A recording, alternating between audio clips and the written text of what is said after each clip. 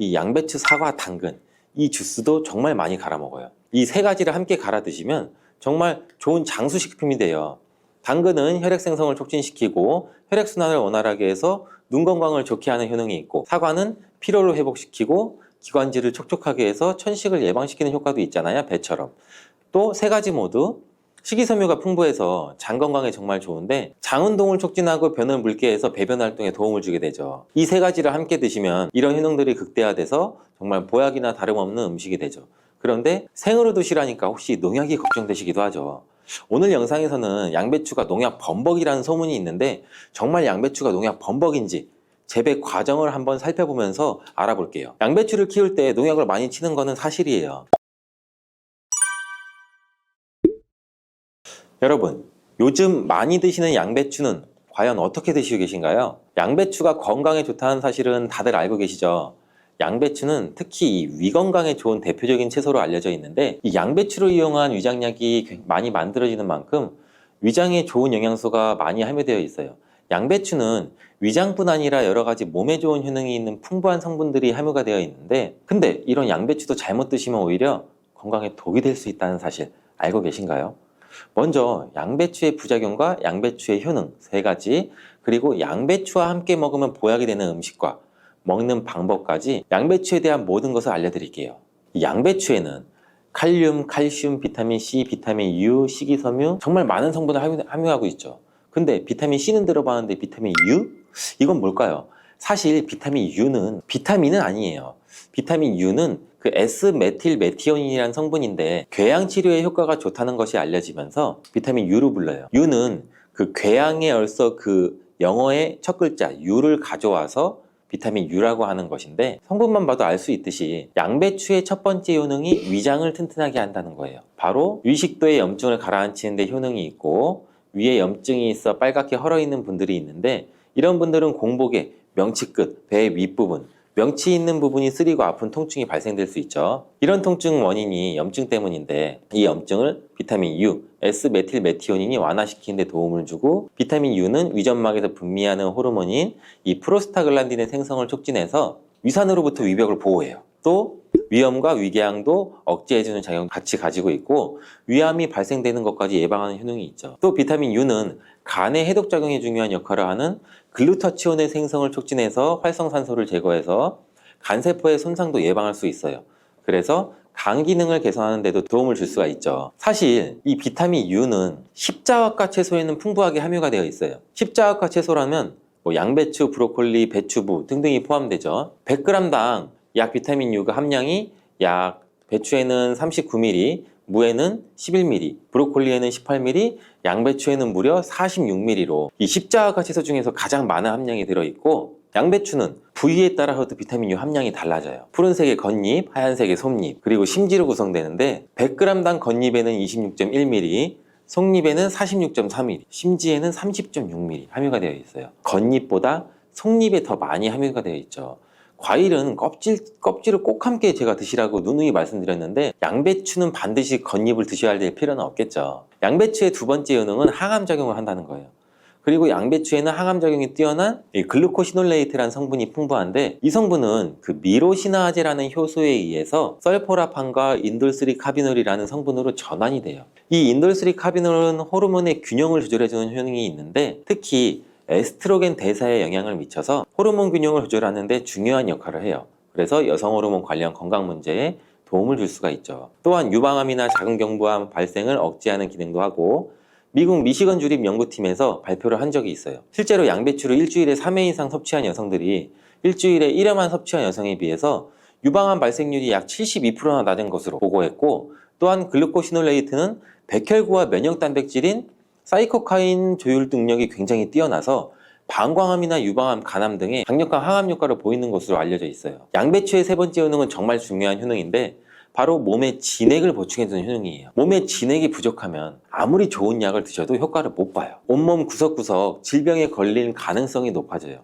이 몸의 진액이라고 하면 혈액이나 림프액, 조직액, 뭐 음식물 섭취 시 흡수되는 영양물질, 몸 안에 조직에서 분비되는 뭐 점액질, 호르몬, 우리 몸의 모든 생명을 유지하기 위해서 필요한 모든 체액이 바로 진액이에요. 몸 안에 수분 같은 것들은 전부 다 진액이라고 보시면 되는데, 이 진액이 몸에 부족하면 여러 증상이 나타나요. 손발도 차고, 저린 경우에 혈액순환이 잘 되지 않아 그런 증상이 나타나게 되고, 혈액순환이 문제가 바르고 혈액순환에 진액이 부족해서 그런 증상이 나타나는 경우도 굉장히 많고, 또 이 수분이 충분해야 손발 끝까지 혈액순환이 원활하게 될 수가 있는 건데, 기관지에 진액이 부족하게 되면 또 당연히 기관지도 건조해지고, 그렇게 되면 외부에서 먼지 같은 이물질이 들어오면 기관지는 다이렉트로 자극을 강하게 느껴 기침이 나고 칼칼하고 목소리도 잘 나지 않은 현상도 나오고, 위에 진액이 부족하면 위장의 조직들이 수축되는 현상으로 또 위축적 위염도 나타날 수가 있고, 심장의 진액이 부족하면 심장에 열이 오르고 심장박동도 빨라질 수 있고, 나이가 들면 또 관절이 점점 뻣뻣해지고 입도 바짝바짝 마르는 증상도 많이 나타나고 있고, 그리고 또 목, 어깨 등의 근육이 뭉쳐 통증이 나타나는 이유도 몸 안에 진액, 수분이 부족하기 때문이고, 굉장히 다양해요. 진액이 부족해서 나타나는 현상들은. 근데 뭐 수분이 부족하면 우리는 물을 마시면 해결되지 않을까? 물론 물을 마시면 몸에 대부분 수분이 보충되긴 하지만 대부분 소변이 빠져나가게 되죠. 소변으로. 마신 물이 몸속 구석구석 스며들게 돼서 몸에 진액을 보해주려면 물만 마셔서는 절대 해결이 되지 않아요. 물이 우리 몸에 들어왔을 때 몸속에 잡아들 수 있는 힘이 부족한데, 이런 역할을 하는 것이 양배추예요. 양배추는 몸의 진액 보충을 위해 한의학에서 많이 처방하기도 하는데, 이 진액을 채우고 뇌를 보호하는 뇌수와 뼛속의 골수를 채워주는 역할도 같이 하는 것으로 알려져 있어요. 이렇게 좋은 양배추도 잘못 드시면 부작용이 발생할 수가 있는데, 양배추를 드실 때 주의하셔야 하는 분들 4가지 유형에 대해 알려드릴게요. 첫 번째는 과민성 대장증후군이 있으신 분들이에요. 양배추에 함유된 특정 당분이 가스를 생성하게 되는데, 이 과민성 대장증후군이 있는 분들이 양배추를 드시면 장이 팽창되고 복부팽만이 일어나서 설사를 유발하게 될 수도 있어요. 두 번째는 이 위축성 위염, 장상피 화생이 있는 분들이에요. 위장 점막이 위축돼 있고 변성이 심한 경우인데, 이런 분들은 양배추가 몸에 잘 맞지 않을 수가 있어요. 이런 분들이 양배추를 드시면 오히려 속쓰림이 심해질 수가 있는데, 공복 속쓰림에는 양배추가 도움이 될 수 있지만 식후에 속쓰림이 있으신 분들이라면 또 위장 점막에 문제가 있을 가능성이 있으니 양배추를 적당히 드시길 바라고, 세 번째는 갑상선 기능이 저하된 분이에요. 이런 분들은 양배추를 드실 때 절대 생으로 드시지 마시고 살짝 쪄서 드시길 바래요. 그렇다고 양을 많이 드시면 안 되고, 한 번에 드실 때 약 150g 정도로 일주일에 한두 번 정도만 드시기를 추천드려요. 왜냐면 이 양배추에는 고이트로젠이라는 성분이 많이 포함되어 있는데, 이 성분은 갑상선의 기능을 방해하게 돼요. 양배추를 지속적으로 드시면 갑상선 문제를 유발할 수도 있죠. 근데 이 고이트로젠에 열을 가하면 이 성분이 비활성화가 되기 때문에 쪄서 드시라는 거예요. 다만 갑상선에 문제가 전혀 없는 분들이라면 양배추를 생으로 조금씩 드시는 것도 괜찮죠. 양배추에는 이 설포라판이라는 성분이 있는데, 이 성분은 강력한 항암이나 항산화 작용을 하는 좋은 성분인데, 양배추에 열을 가하게 되면 이 성분은 다 사라져요. 그러니 갑상선에 문제가 없으신 분들은 양배추를 그냥 생으로 드셔서 양배추의 좋은 효능을 통해 건강을 챙기시길 바래요. 네 번째는 고혈압이나 뇌경색 등의 문제로 이 아스피린과 같은 혈전 용해제 같은 약을 복용하시는 분들인데, 왜냐면 양배추에는 비타민 K라는 성분이 들어있는데, 비타민 K는 지혈작용을 하는 기능이 있어요. 이 지혈작용이 뭘까요? 혈액을 말 그대로 빨리 굳게 만드는 거죠. 근데 이 혈액을 묽게 만드는 약을 드시는 분들이 양배추를 드시게 되면 비타민 K와 충돌하게 되어 복용하시는 이 효과를 떨어뜨리거나 다른 부작용을 일으킬 수가 있을 가능성이 있어요. 그렇다면 양배추를 드실 때 어떻게 먹는 것이 가장 좋을까요? 정답은 바로 양배추를 그냥 생으로 드시는 게 가장 좋아요. 왜냐하면 비타민 U나 C와 같은 좋은 성분들은 열에 약해서 이 조리 과정으로 인해서 파괴가 되기 때문인데, 양배추는 생으로 드시기 참 그래도 어렵잖아요. 그래서 양배추를 생으로 드실 수 있는 방법을 알려드릴게요. 갈아서 주스로 드시면 돼요. 이때 양배추만 갈아 드시면 맛이 굉장히 없잖아요. 양배추와 함께 갈아 드시면 맛도 좋고 보약이 되는 음식 3가지를 제가 바로 알려드릴게요. 저희 집도 아침마다 주스를 정말 많이 갈아서 먹는데, 이 양배추, 사과, 당근 이 주스도 정말 많이 갈아 먹어요. 이 3가지를 함께 갈아 드시면 정말 좋은 장수식품이 돼요. 당근은 혈액 생성을 촉진시키고 혈액순환을 원활하게 해서 눈 건강을 좋게 하는 효능이 있고, 사과는 피로를 회복시키고 기관지를 촉촉하게 해서 천식을 예방시키는 효과도 있잖아요, 배처럼.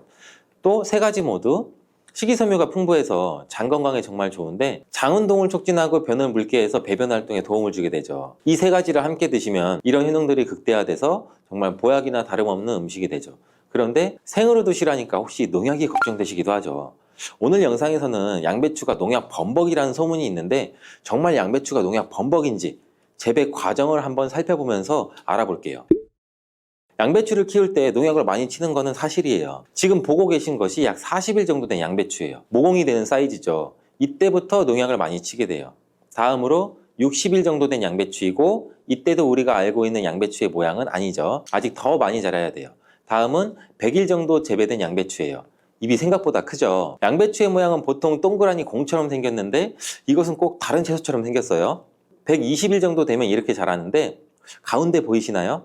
가운데 동그랗게 생긴 거 있죠. 이것은 결구라고 하는데 공처럼 생겼다고 해서 결구예요. 이것이 결국 우리가 먹는 양배추인데 이 결구를 겹겹이 싸고 있는 잎이 있기 때문에 농약을 아무리 많이 쳐도 우리가 먹는 양배추에는 농약이 많이 닿질 않아요. 농약뿐 아니라 다른 이물질도 많이 묻지 않는데 양배추에 농약을 많이 쓰는 건 맞지만 보시다시피 농약이 묻은 잎은 다 제거하고 결국 결구만 유통되기 때문에 양배추의 농약은 많이 묻어있지 않아요. 그뿐 아니라 결구가 생길 때쯤이면 벌레가 거의 없기 때문에 농약도 더 이상 치지 않는다고 해요. 이렇게 결구가 생기고 20일 정도 더 키우면 우리가 먹는 양배추 크기가 되는데 이때 양배추를 수확해서 겉에 농약 묻은 잎은 다 잘라내고 깨끗한 결구만 유통이 되는 거죠. 이제 조금이나마 안심하고 양배추를 드셔도 되겠죠. 혹시나 그래도 걱정되신다면 농약은 수용성 성분이기 때문에 양배추를 물에 5분 정도 담가 두었다가 흐르는 물에 씻으면 농약을 제거할 수 있으니 걱정하지 말고 드셔도 돼요. 이렇게 노랗게 변한 바나나는 색깔만 변한 것이 아니라 성분에도 변화가 생기게 돼요. 당뇨에 도움이 되는 저항성 전분은 점점 줄어들고 포도당과 과당 같은 당분은 점점 늘어나게 되는 거죠. 바나나는 속살이 부드럽고 달콤해서 남녀노소 누구나 좋아하는 과일 중 하나죠. 먹기도 편하고 다이어트에도 좋다고 알려지면서 굉장히 많은 분들이 먹게 되는 과일이 바로 바나나죠. 이 바나나도 함께 먹으면 보약이 되는 궁합이 좋은 음식이 있고 또 함께 먹으면 오히려 독이 되는 음식도 있답니다. 오늘 영상을 통해 이 바나나의 효능, 함께 먹으면 안 되는 음식, 함께 먹으면 보약이 되는 음식, 그리고 바나나의 보관 방법까지 바나나에 대한 모든 것을 알아가시기 바랍니다. 바나나가 어떤 상태일 때를 가장 좋아하시나요, 여러분들? 저는 이쁘게 노란색으로 숙성되었을 때 먹는 것을 굉장히 좋아하는데 그 이유는 초록색일 때는 아직 단맛도 조금 덜하고 식감도 약간 서걱서걱하고 약간 맛이 없는 것 같고 근데 또 갈색의 반점이 생기면 왠지 먹기에도 좀 찝찝하고 시간이 더 지나면 상한 것처럼 무르고 이런 생각도 들어서 먹기에 좀 꺼려지는데 근데 초록색 바나나, 노란색 바나나, 갈색 바나나 각각의 영양소가 달라진다는 사실 알고 계시나요? 먼저 초록색 바나나는 덜 익은 바나나는 맞아요. 근데 그렇다고 못 먹는 바나나는 아니에요. 단맛이 약간 적은데 그 대신에 건강에 도움이 되는 성분도 들어있어요. 바로 당뇨 환자에게 도움이 됩니다. 초록색 바나나가 당뇨 환자에 도움이 된다고? 이 초록색 바나나는 소장에서 분해가 되지 않고 대장까지 내려가서 대장의 미생물에 의해 분해되는 이 저항성 전분이란 게 풍부해요. 이 저항성 전분은 이 아밀로스가 많은 탄수화물을 말하는데 이 아밀로스가 포도당으로 분해가 잘 되지 않아서 이 포도당이 소장에서 흡수가 그럼 더 안 되겠죠. 그래서 그 결과 혈당이 급격히 오르는 것도 막아주는 역할을 해요. 이렇게 분해가 잘 되지 않고 남아있는 식이섬유가 많은 저항성 전분이 많은 음식들은 결국에는 우리 장에 유산균의 먹이가 되죠. 그래서 우리 장의 장내 세균총을 건강하게 만들 수가 있고 이로 인해서 또 인슐린 감수성도 풍부하게 해주고 면역력에도 긍정적인 효과를 나타낼 수가 있어요. 이 당뇨 환자분들이 바나나가 단맛이 좋은 열대과일이라서 못 드시는 것으로 생각하시는데 앞서 말씀드린 이유로 이 초록 바나나를 드시면 굉장히 도움이 됩니다. 그리고 이 초록 바나나는 소화되는 시간이 노란 바나나에 비해서 길기 때문에 이 포만감도 오래 유지시켜줘서 다이어트하는 식단에도 도움을 줄 수가 있어요. 이 저항성 전분은 이런 효능들로 인해서 비만 당뇨를 예방할 뿐 아니라 대장암도 예방하는 것으로 알려져 있어요. 단 한 가지 주의할 점은 이 과민성 대장 증후군이 있으신 분들이 초록색 바나나를 드시면 오히려 증상이 더 악화될 수 있으니 이 점은 주의해 주시길 바래요. 자, 두 번째로 노란 바나나인데 이 초록 바나나가 노란색으로 변할 수 있는 이유는 바로 그 에틸렌가스 때문이에요. 나무에서 똑 떨어진 바나나는 이 꼭지에서 에틸렌가스라는 물질이 분비가 되는데 이때 이 초록색을 띠게 만드는 이 클로로필이라는 색소가 에틸렌가스에 의해서 분해가 돼서 점점 노란색으로 변해가는 거예요. 이렇게 노랗게 변한 바나나는 색깔만 변한 것이 아니라 성분에도 변화가 생기게 돼요. 당뇨에 도움이 되는 저항성 전분은 점점 줄어들고 포도당과 과당 같은 당분은 점점 늘어나게 되는 거죠. 그렇기 때문에 초록색 바나나보다 노란색 바나나가 훨씬 더 단맛이 좋아지게 되는 이유죠. 식감도 더 부드러워지게 되고 향도 단향도 더욱 강해지고 소화도 초록색 바나나보다 더 잘 되게 돼요. 또 항산화 성분인 비타민 C와 비타민 E 그리고 식이섬유의 양도 풍부해져요. 노란색 바나나에서 시간이 지나면 갈색의 반점이 또 점점 생기기 시작하는데 이 반점을 슈가 스팟이라고 해요. 이름처럼 바나나의 당분 함량이 점점 높아지면서 당분이 농축돼서 만들어지는 건데 바나나가 상한 게 아닌가 이 갈색 반점을 보면 간혹 오해하시는 분들도 있는데 색깔이 변했을 뿐이지 상한 것은 아니에요. 그런데 이 슈가 스팟이 점점 많아질수록 바나나의 당분 함량이 높아지는 것 때문에 당뇨가 있으신 분들은 섭취하실 때 주의해 주시는 게 좋겠고 최근에 바나나에 대한 연구가 굉장히 많이 또 진행되고 있는데 이 슈가 스팟이 생겼을 때 바나나의 성분에 대한 실험도 진행됐어요. 일본 데이쿄 대학 연구에 따르면 이 갈색 반점이 생긴 바나나의 면역 효과는 노란색의 바나나보다 최대 8배 높았으며 종양을 괴사시키는 물질로 알려진 우리 NK 면역세포를 또 활성화도 시켜준다고 해요.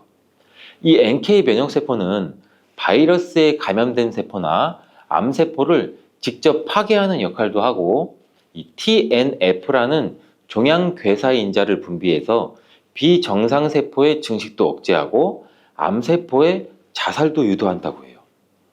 이게 무슨 말이냐면 쉽게 설명드려서 갈색 반점이 생긴 바나나는 면역력도 강하게 만들어주고 암 예방과 치료에도 도움을 줄 수 있다는 결과라고 보이죠.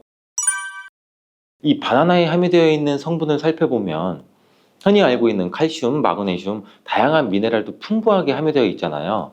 또한 우리 몸에 에너지를 공급해주는 탄수화물도 풍부하게 함유하고 있어요.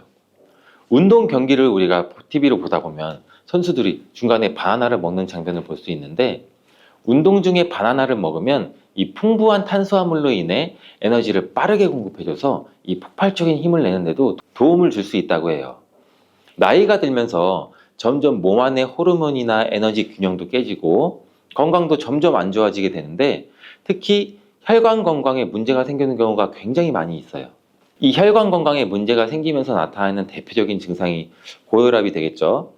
이 때문에 나이가 들면서 혈압도 관리하는 게 굉장히 중요한데 바나나에 풍부하게 함유된 칼륨은 세포의 삼투압과 수분의 평형을 유지 기능을 수행해서 몸 안에 나트륨을 배출하는 데 굉장히 많은 도움을 줘서 혈압을 조절하는 데도 도움을 준다고도 알려져 있죠.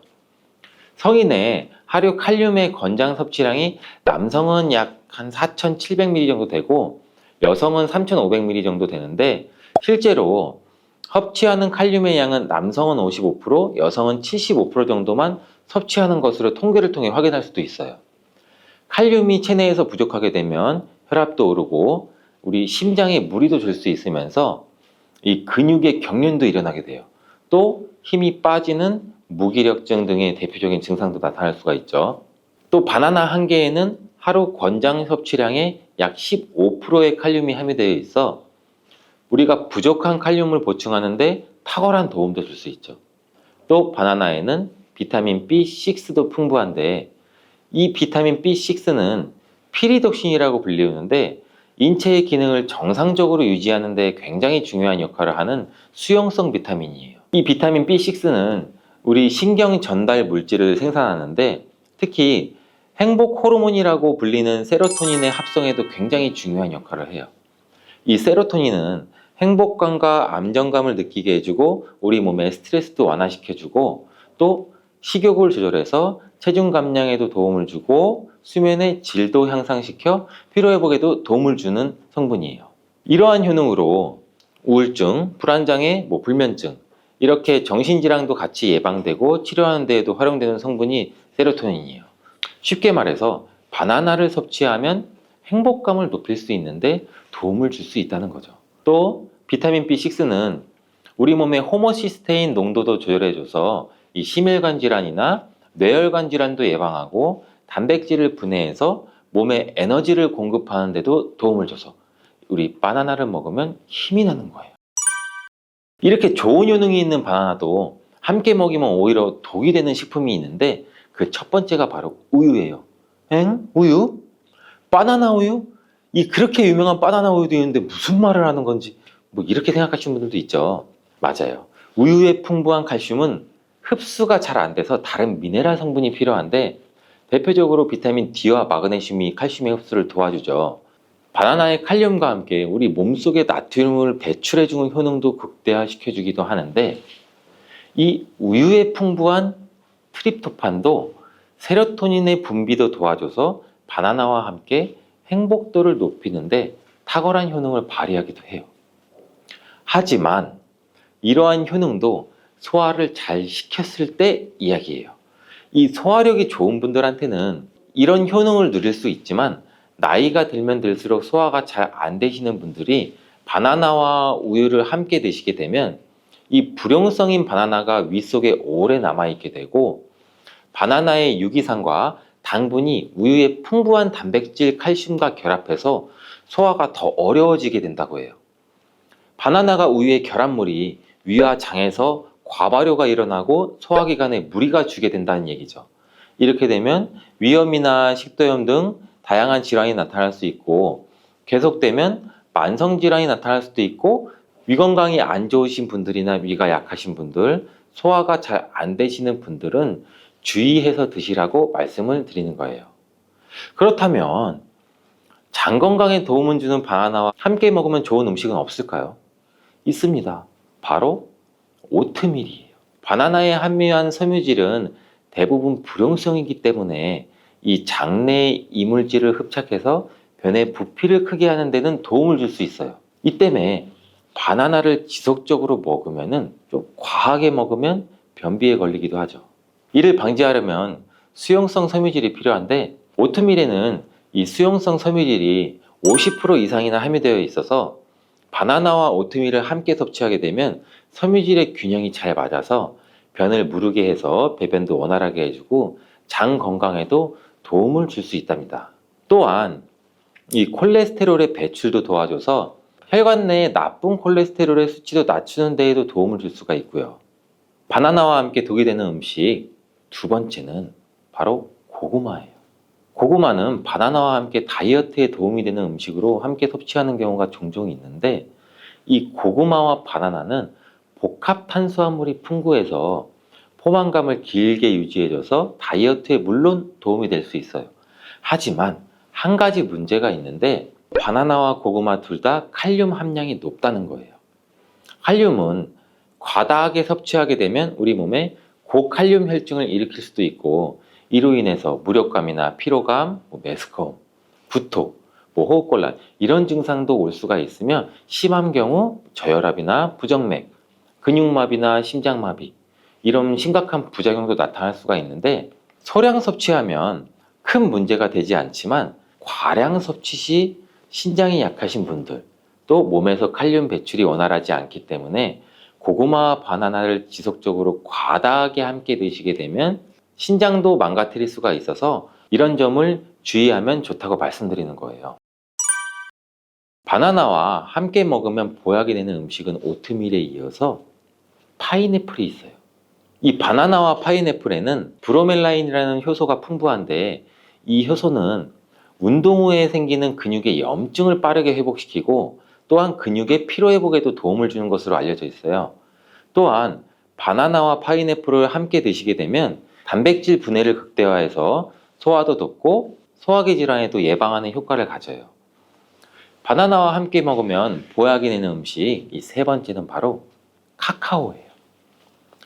바나나는 이 도파민이라는 신경을 자극하는 물질이 많이 함유가 되어 있는데 카카오에는 이 도파민 생성의 원료가 되는 아미노산이 풍부해서 카카오와 바나나를 함께 드시면 이 행복도를 높이는 효능이 극대화가 될 수가 있어요.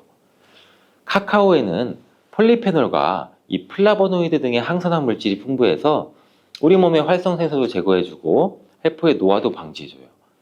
바나나에도 항산화 물질인 베타카로틴과 비타민 C가 풍부해서 카카오와 바나나를 함께 드시면 항산화 효과도 같이 높일 수가 있는 거죠. 바나나와 함께 먹으면 보약이 되는 음식 이 네 번째는 바로 견과류예요. 바나나와 견과류를 함께 드시면 이 세로토닌의 분비가 촉진이 돼서 마음을 차분하게 하고 숙면을 취하는 데도 도움이 돼요. 또한 바나나의 풍부한 마그네슘은 근육의 이완을 돕고 견과류의 트리토판을 세로토닌으로 바꿔주는 성분인 이 비타민 B6가 바나나에 풍부해서 견과류와 바나나를 함께 드시면 불면증과 우울증을 예방하고 개선시킬 수 있는데 도움을 줄 수 있다고 하네요. 자, 이제 그럼 바나나의 보관법을 한번 알아볼 텐데 바나나를 보관하실 때는 바나나의 꼭지 부분을 랩이나 호일로 감싸주신 상태에서 바나나 거리 같은데 걸어두시는 게 좋아요. 그렇게 하면 바나나 꼭지에서 나오는 에틸렌 가스를 어느 정도 차단해줘서 숙성되는 것을 방지해서 조금 더 오래 보관할 수 있고, 그리고 열대 과일인 바나나는 냉장고에 보관하게 되면 냉해를 입어 바나나 색이 굉장히 빠르게 검은색으로 변하게 돼요. 바나나를 오래 보관하시려면 껍질을 벗긴 상태에서 먹기 좋은 크기로 잘라서 냉동 보관하셨다가 드시는 것도 추천을 드리겠습니다. 국제의학바이오저널의 연구에 따르면 블루베리의 이 폴리페놀 성분과 우유의 단백질의 이 친화성 때문에 블루베리와 우유를 함께 먹게 되면 블루베리의 항산화 성분이 대부분 파괴된다고 발표했어요. 그리고 우유에 함유된 칼슘은 블루베리의 이 안토시아닌 성분과 만나면 킬레이트화가 된다는데 이것은 둘이 결합해서 덩어리를 만든다는 거예요. 그러면 당연히 불용성 물질이 되겠고 침전물이 생기고 우리 몸에서 녹거나 흡수가 되지 않겠죠. 그래서 몸 밖으로 배출이 된다는 소리예요. 이 과정에서 우리 몸에 머물면서 소화되지 않기 때문에 위와 장에 굉장히 큰 부담을 줄 수가 있고, 이 때문에 블루베리와 우유를 자주 섭취하거나 위와 장이 약하신 분들이 드실 경우에는 위장에 염증도 유발할 수 있고 위장관 질환이 생길 수가 있겠죠. 특히 신체 기능이 많이 떨어져 있고 나이가 많이 드신 분들이 이렇게 지속적으로 계속 드시면 위장에 안 좋을 수 있으니 주의해서 드시길 바래요. 블루베리 주스를 만들어 드실 때는 우유 대신 오트밀이나 물을 첨가해서 드시는 게 좋겠죠. 우유가 블루베리와 맞지 않는다고 해서 요거트도 맞지 않는다는 것은 아니에요. 요거트는 발효 과정을 거쳐 단백질이 쉽게 분해되기 때문에 항산화 성분의 흡수율을 오히려 높여줘요. 요거트에 냉동 블루베리를 얹어서 먹는 것은 좋은 블루베리를 먹는 방법이 되겠습니다. 블루베리를 드실 때 주의하셔야 할 분들도 있어요. 블루베리에는 살리실산이라는 성분이 있는데 이것 때문에 알레르기 반응을 일으키시는 분들이 간혹 있거든요. 블루베리는 세계 10대 건강식품에 들어갈 만큼 우리 몸을 건강하게 하는데 굉장히 큰 도움이 되는 과일이에요. 최근 10년간 소비량이 가장 많이 늘어난 과일이기도 한데 특히 50대 이상에서 굉장히 급속도로 섭취량이 늘어나고 있대요. 이렇게 섭취량이 급속도로 올라가고 있는 이유는 블루베리가 먹기에도 편하고 건강에도 좋다고 알려지고 있기 때문인데 냉동 블루베리의 판매량도 요새 굉장히 많이 증가되고 있다고 해요. 냉동 블루베리를 씻지 않고 그냥 드시는 분들이 또 굉장히 많아지고 있어요. 누구는 그냥 먹어도 돼, 어떤 사람은 반드시 씻어 먹어야 돼, 의견이 굉장히 분분해요. 영상을 통해서 제가 블루베리 먹는 방법과 블루베리 효능, 함께 먹으면 안 되는 음식과 함께 먹으면 좋은 음식까지 블루베리에 대한 모든 것 제가 지금 알려드릴게요.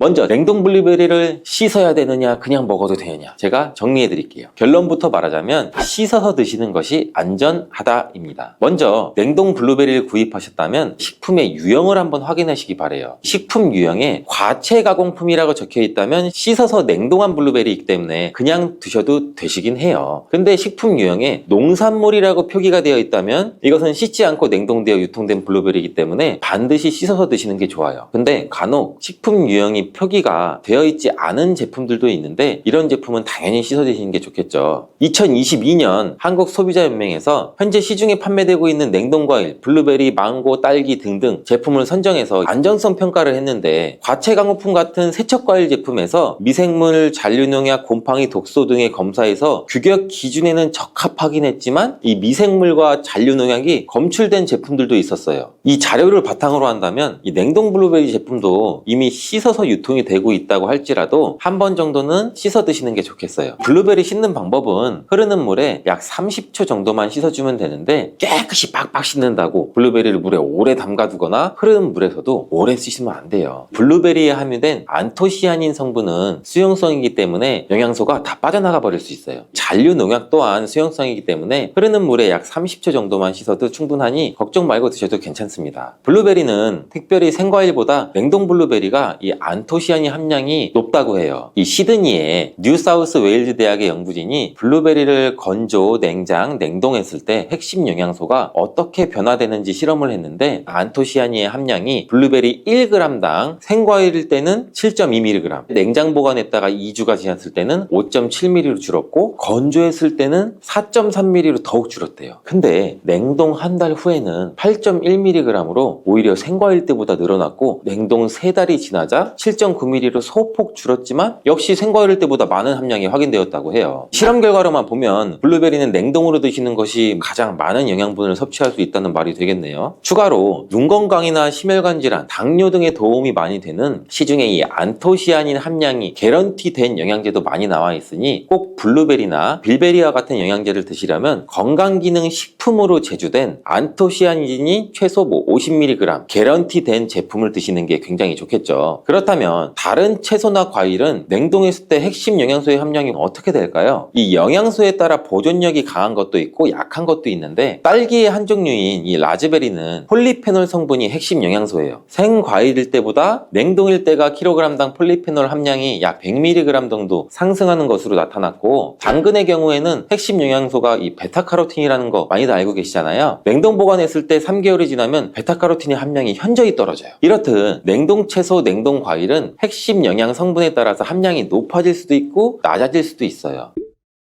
냉동 블루베리를 구입하셔서 보관할 때는 주의사항이 있어요. 판매되는 냉동 블루베리는 대량으로 포장되어 있는데 한 번에 드실 수가 없는 양으로 포장이 되어 있어요. 냉동 블루베리는 해동해서 드시게 되면 녹으면서 안토시아닌까지 함께 녹아 나오기 때문에 냉동실에서 꺼내 바로 드시는 게 가장 좋아요. 혹시나 해동이 되었다면 다시 냉동하시면 안 돼요. 해동이 되면서 미생물이 증식을 하게 되고 그 상태로 냉동을 하면 미생물까지 함께 냉동이 돼요. 그것을 드시면 당연히 복통이나 설사나 이런 걸 유발할 수가 있겠죠.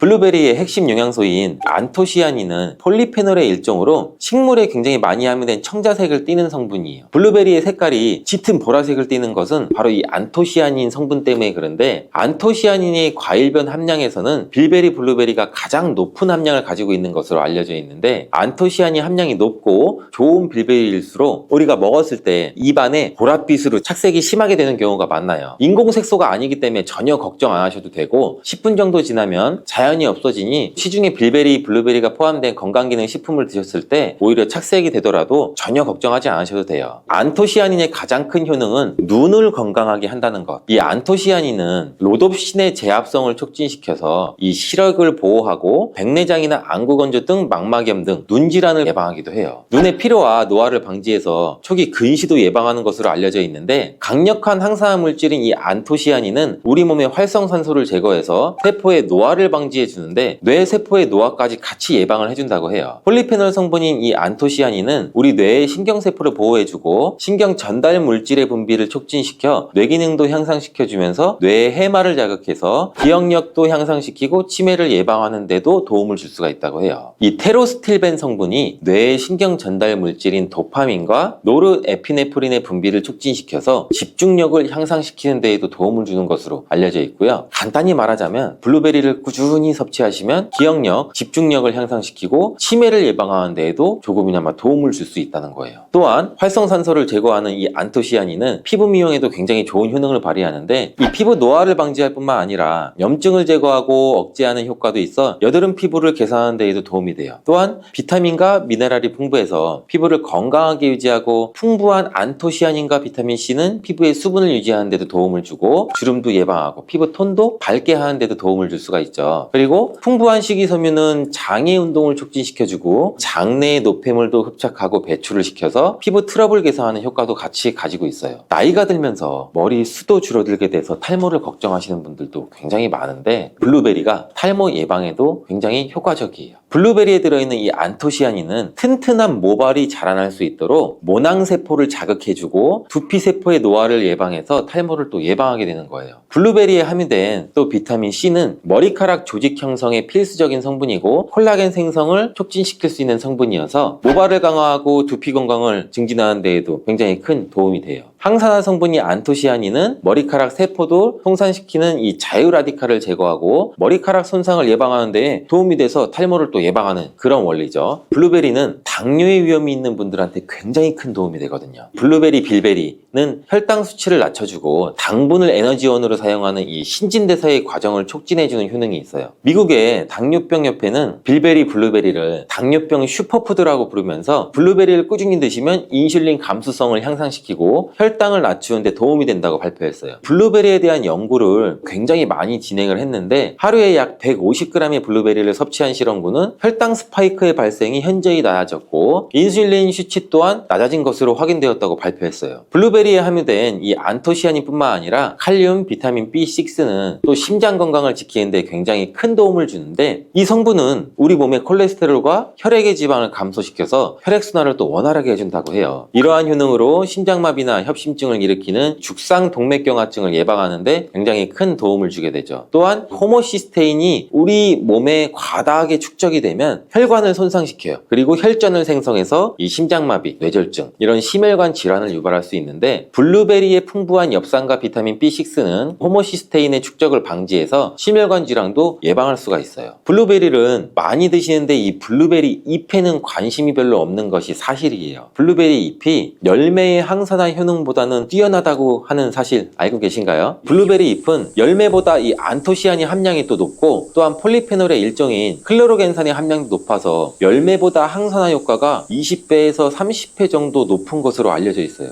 굉장히 놀랍지 않아요? 이러한 블루베리 잎은 차로 우려서 드시면 되는데 물 1리터 정도에 잎 약 4g 정도를 넣고 10분 정도 끓인 후에 식혀서 드시면 돼요. 블루베리가 새콤달콤 맛이 난다면 블루베리 잎차는 구수한 맛이 나더라고요.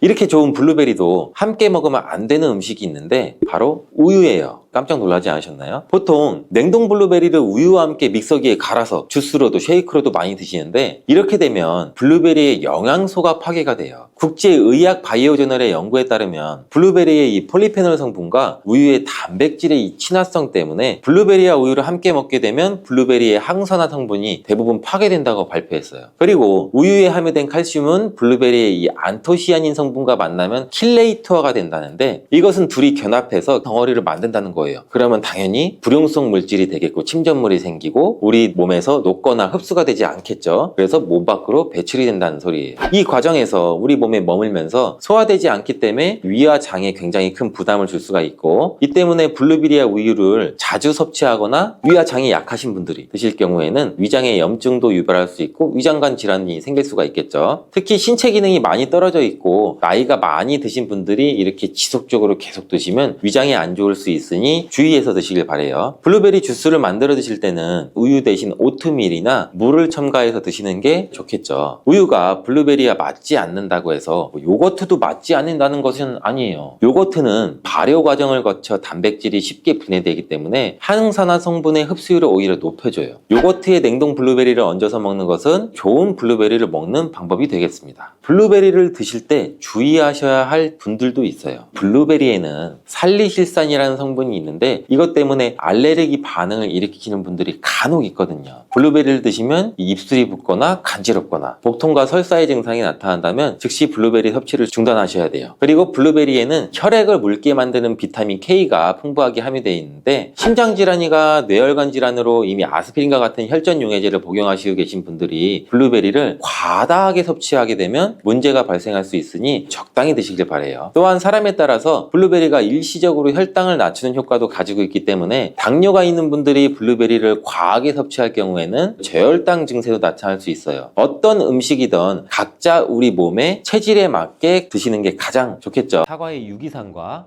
우유의 카제인이라는 성분이 만나게 되면 엉기는 현상이 일어나서 이게 덩어리가 져요. 덩어리가 져서 윗속에 들어가면 위산하고도 만나서 더 큰 덩어리가 형성되고 더 큰 덩어리가 형성되니까 소화가 늦어지겠죠. 소화도 힘들어져요. 이렇게 평소 소화가 잘 되고 건강한 사람이랑은 별로 상관이 없는데 그렇지 않은 분들한테는 소화불량과 대장염도 일으킬 가능성도 있고 이게 지속적으로 반복이 되면 대장암이 생길 수도 있죠. 사과와 함께 드시면 보약이 되는 음식도 있는데요. 바로 매일 사과 한 개를 먹으면 병원에 가지 않아도 된다는 말은 많이들 들어보셨죠? 사과는 그만큼 우리 몸을 건강하게 하는 많은 영양소가 들어있습니다. 사과는 꼭 아침에 먹어야 돼. 아침에 먹어야 된다고 하는 사람들도 많은데 그 말이 정말 사실일까요? 정답은 그렇지 않다입니다. 그 이유를 보면 사과에는 신맛, 상큼한 맛이 나죠. 바로 사과 안에는 유기산이 풍부하기 때문인데 그래서 유기산 때문에 신맛이 나는 것이에요.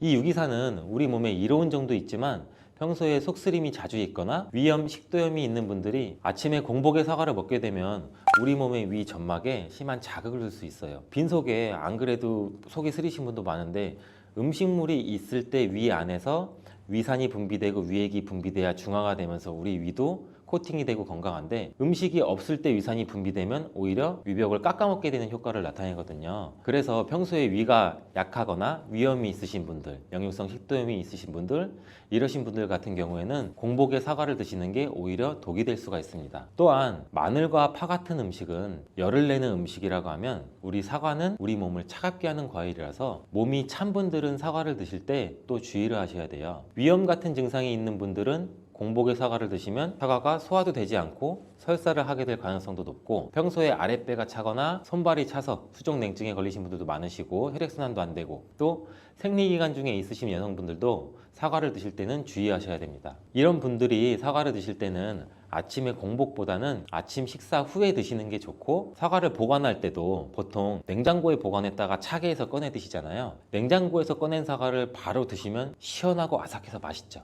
근데 미리 꺼내놓고 사과의 온도를 실온으로 맞춰서 드시는 것이 우리 위장 내부에도 좋습니다. 또한 사과를 팬에 구워 드셔도 되고 익혀 드셔도 됩니다.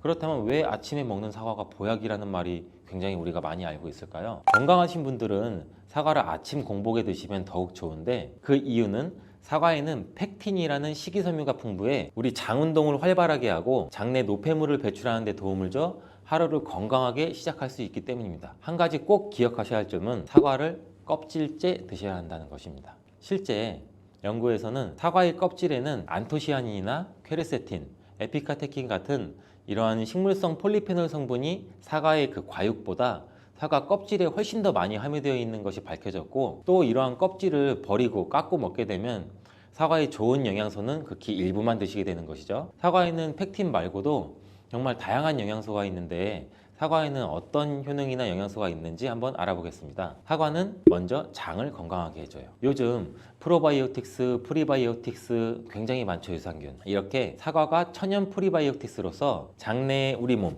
장 안에 좋은 균을 많이 생기도록 해주는 작용을 해줍니다. 이렇게 장내에 좋은 균이 많이 생기게 되면 장의 환경이 좋아지는 건데 그렇게 되면 단맛, 자극적인 맛이 강한 가공식품에 대한 식욕도 줄어들고 건강한 식품을 먹고 싶은 욕구도 늘어나게 돼요. 또 장이 건강해지면 우리 면역력이 또 좋아지고, 이렇게 다 선순환으로 이어져 가는 건데, 장에는 물론 좋은 세균, 나쁜 세균들이 굉장히 많이 존재가 해요. 근데 좋은 세균만 많아도 안 되고 나쁜 세균만 많아도 안 돼요. 좋은 세균, 나쁜 세균이 어느 정도 밸런스를 이루어져서 우리 몸에 면역력을 형성하게 되는데, 그때도 굉장히 중요한 게 프로바이오틱스, 프리바이오틱스, 우리가 흔히 많이 먹는 유산균입니다. 사과에도 아까 말씀드린 프리바이오틱스가 들어있고, 또 사과를 드시면 자연스럽게 체중도 줄어들고 다이어트하는 효과까지 누릴 수 있게 돼요. 이렇게 사과를 먹게 되면 장내에서 소화가 되면서 뷰티르산 같은 단쇄지방산이 만들어지게 되는데, 이 지방산이 우리 몸에 손상된 장벽을 회복시켜주는 역할을 해줘서 우리 장이 건강해지는 거예요. 장벽을 회복시키는 것이 중요한 이유가, 우리 장벽이 손상되면 손상된 곳에 독소들이 하나하나씩 침투가 되게 되고, 증상이 심해지면 장누수증후군이라는 질병도 발병이 되고, 이런 증상이 나타나면 독소들이 혈액을 타고 돌아다니게 되고 악순환이 반복이 되는 거죠. 그래서 장이 안 좋아지면 피부에 염증도 일으킬 수가 있고, 아토피와 같은 면역력이 이제 과잉되거나 면역력의 불균형 증상을 일으킬 수 있게 되는 거죠. 이렇게 사과를 드시면 이런 증상을 예방해 장이 건강해져 피부도 탄력 있게 밝아지게 하는 효과도 있고, 사과 속의 풍부한 펙틴이 아까 장 운동도 활발하게 한다고 말씀드렸잖아요. 그렇게 되면 암을 유발할 수 있는 물질들이 장내에 오래 머물지 못하고 결국 대장암의 발병률도 서서히 줄어들게 되죠. 그리고 사과는 혈관도 깨끗하게 해주는데, 혈관을 깨끗하게 해주면 뇌졸중, 고혈압, 심근경색, 그런 혈관 질환도 같이 예방할 수 있게 되고, 이렇게 혈관에 활성산소가 많아지게 되면 혈전이 생겨 혈액순환을 방해하기도 하고 혈관 세포를 손상시켜 노화를 촉진시키기도 하는데, 이러한 활성산소를 제거해 주는 게 우리가 흔히 알고 있는 항산화 영양제라고 해요. 말 그대로 활성산소가 우리 세포의 노화를 촉진시켜주고 우리 세포를 더 늙게 만들거든요. 이러한 것들을 제거해주는 항산화 영양소를 같이 섭취해주는 것도 매우 중요한데, 그 항산화 영양소도 사과에 들어있다는 것을 알고 계시면 좋을 것 같습니다. 또한 이러한 활성산소를 제거해서 혈전이 생기는 것을 억제하는데 가장 큰 역할을 하는 게 플라보노이드 계열의 루틴이라는 성분인데, 이 루틴이 사과에 굉장히 많이 들어있어요. 또한 사과에는 칼륨도 굉장히 많이 함유되어 있어서, 칼륨은 혈관 내에 나트륨을 몸 밖으로 배출해주는 역할을 해요. 나트륨은 수분을 흡수하는데 칼륨이 부족하면 나트륨도 배출되지 않습니다. 이 나트륨은 혈압이 상승하며 혈관에 노폐물을 쌓이게 만드는데, 사과를 섭취해서 칼륨을 공급해주면 혈압도 방지할 수 있고 노폐물을 배출시켜주는 역할도 같이 할 수 있습니다. 또한 이러한 칼륨은 혈관을 확장시키는 작용을 해서 혈액순환도 원활하게 하고 심장박동도 안정시키고 심장의 기능도 강화하는 데 도움을 줄 수 있는 성분이에요. 근데 여기서 한 가지 주의할 점을 알려드릴게요. 활성산소가 혈관을 손상시킨다고 했잖아요. 근데 사과를 잘못 드시면 오히려 활성산소가 굉장히 많이 생기게 돼요. 바로 갈변된 사과를 드시는 것입니다. 사과를 먹고 남게 되면 밀폐 용기에 담아 보관했다가 나중에 드시는 경우 굉장히 많잖아요. 그때 우리가 단면이 사과가 갈색으로 변하게 되는데, 이는 공기 중에 산소와 만나서 산패돼서 갈색으로 변한 것이거든요. 이렇게 산패된 사과를 드시면 활성산소를 제거하는 것이 아니라 오히려 활성산소를 증가시켜 혈관 건강에 악영향을 줄 수 있으니까, 갈변된 사과는 그 부분은 바로 잘라내고 드시는 것을 추천드립니다. 또한 사과의 이로운 점 중 다른 하나는, 사과는 혈당을 조절해서 당뇨를 예방하고 그 당뇨를 회복하는 데에도 도움을 줄 수가 있어요. 당뇨가 있으신 분들은 과당이 혈당을 올려 안 좋다고 알고 계시잖아요. 굉장히 많은 분들이. 근데 사과는 오히려 혈당을 조절해 주기 때문에 당뇨가 있으신 분들은 사과를 드셔야 됩니다. 식사하기 30분 전에 사과를 드신 후에 식사를 하시면 혈당이 급격하게 오르는 혈당 스파이크 현상도 막을 수가 있어요. 사과에 단맛 때문에 당뇨가 있는 분들이 사과를 드시는 것을 꺼려 하시는데, 사과에는 단맛도 있지만 혈당은 올리는 GI 지수가 36으로 혈당 지수가 낮은 과일이에요. 근데 혈당 지수가 높은 과일이 뭔지 아세요?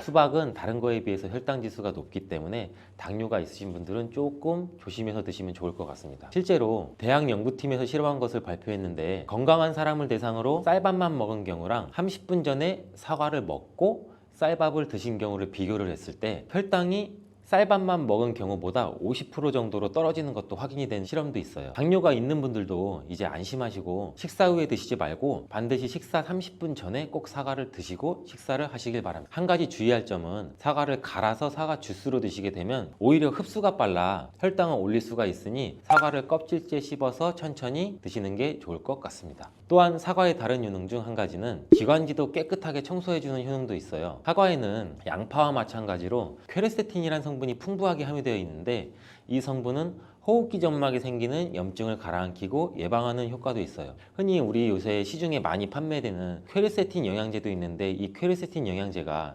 아이들 비염, 기관지염 이런 쪽을 개선시킨다고 많이들 이제 광고도 하는데 이처럼 퀘르세틴이 우리 몸에 있는 염증도 굉장히 많이 잡아주거든요. 이런 물질들이 사과 속에도 같이 함유되어 있다는 것을 기억하시기 바라겠습니다. 그리고 폐기관지에 모세혈관도 튼튼하게 만드는 걸 도와주고 천식이 있거나 기관지가 약한 분들이 미세먼지 때문에 기침이 많이 나고 목에 가래가 많이 낄 수가 있는데 이런 분들도 사과를 꾸준히 드시면 호흡기가 부드러워져 불편함도 많이 해소할 수 있게 됩니다. 한 연구에서는 매주 4개에서 5개의 사과를 먹는 가정의 자녀가 매주 1개 이하의 사과를 먹는 가정의 자녀보다 천식에 걸릴 확률이 50% 정도나 낮았다고 발표한 적도 있고 사과가 그만큼 천식과 호흡기 건강에 좋다는 것이 증명된 거죠. 이렇게 좋은 사과도 함께 먹으면 절대 안 되는 음식이 있는데 바로 궁합이 안 맞는 거예요. 그 음식을 알아볼 텐데 바로 우유, 요거트, 치즈 이런 유제품류예요. 여러분 놀라셨죠? 유제품이랑 사과를 아침에 굉장히 많은 분들이 같이 함께 드시고 계시는데 요새 샐러드 같은 것도 많이 드시면서 샐러드에 사과도 넣고 드레싱으로 요거트랑 치즈도 붓고 이러한 경우가 많은데 유제품과 사과를 함께 드시면 사과의 비타민C가 우유에 부족한 영양 성분을 보충해줘서 좋은 것으로 대부분 많이 알고 계시는데 이런 내용이 전혀 틀린 것은 아니에요. 근데 소화 기능이 약하신 어르신분들이나 위염, 식도염 같은 증상이 있으신 분들은 이렇게 드시면 안 돼요. 영상 초반에도 제가 잠깐 말씀드렸듯이 이런 증상이 있는 분들은 유제품과 사과를 함께 드시면 그 증상이 더욱 악화되는데 그 이유는 사과의 유기산과 우유의 카제인이라는 성분이 만나게 되면 엉기는 현상이 일어나서 이게 덩어리가 져요. 덩어리가 져서 윗속에 들어가면 위산하고도 만나서 더 큰 덩어리가 형성되고 더 큰 덩어리가 형성되니까 소화가 늦어지겠죠. 소화도 힘들어져요. 이렇게 평소 소화가 잘 되고 건강한 사람이랑은 별로 상관이 없는데 그렇지 않은 분들한테는 소화불량과 대장염도 일으킬 가능성도 있고 이게 지속적으로 반복이 되면 대장암이 생길 수도 있죠. 장 건강이 중요한 이유는 아까도 영상 초반에 말씀드렸듯이 장이 우리 몸의 면역력도 같이 담당하는 기관이고 정신 건강에까지 영향을 주기 때문인데 행복 호르몬이라고 불리우는 세로토닌 많이 들어보셨죠? 이 세로토닌의 95%가 장에서 만들어지기 때문에 장이 건강해야 행복감이 또 올라갈 수 있어요. 여기서 또 하나 절대 드시면 안 되는 것이 바로 사과 씨입니다. 사과 주스를 만들어 드실 때 씨까지 함께 갈아서 드시는 경우도 굉장히 많이 있는데 이 사과 씨에는 아미그달린이라는 성분이 함유되어 있어요. 이 아미그달린이 소와 효소와 만나게 되면 이게 시아나수소라는 유독물질로 분해가 돼요. 이 시아나수소는 인체에서 유해한 독성이 굉장히 강한 물질인데 이걸 섭취하게 되면 두통이나 어지럼증, 구토, 복통 이러한 증상들이 나타날 수가 있고 심한 경우에는 이게 심장박동에도 영향을 줘서 호흡곤란, 혼수상태 이런 심각한 증상으로 나타날 수 있어요. 건강한 성인의 경우에는 사과 한 개에 들어있는 씨의 양에는 그닥 큰 영향이 없을 수가 있는데 독성에 약한 어린아이 그리고 연세가 많으신 분들한테는 이런 것도 굉장히 민감하게 반응할 수 있으니까 꼭 주의하셔야 됩니다. 사과는 유독 보여지는 것이 중요한 과일인데 흠집이 있거나 색상이 좋지 않으면 상품성이 많이 떨어져요. 근데 유독 윤기가 있거나 반짝반짝하고 빨갛고 색상이 짙은 사과는 웬만하면 피하는 게 좋아요. 간혹 유동 파라핀이라는 식품 첨가물을 사용해서 사과 위에 이렇게 이쁘게 보이게 코팅 처리를 한 사과일 수가 있는데 이 유동 파라핀을 섭취하게 되면 복통과 설사를 일으킬 수 있고 지용성 비타민의 흡수도 감소시킨다고 알려져 있어요. 요새는 이런 일이 거의 없긴 하지만 혹시나 사과가 너무 윤기가 흐르거나 만졌을 때 약간의 끈적임이 있다면 드시기 전에 살짝 의심 한번 해보시고 껍질을 깨끗하게 세척하고 드시거나 껍질을 벗기고 드시는 것이 안전하겠습니다. 사과와 함께 드시면 보약이 되는 음식도 있는데요.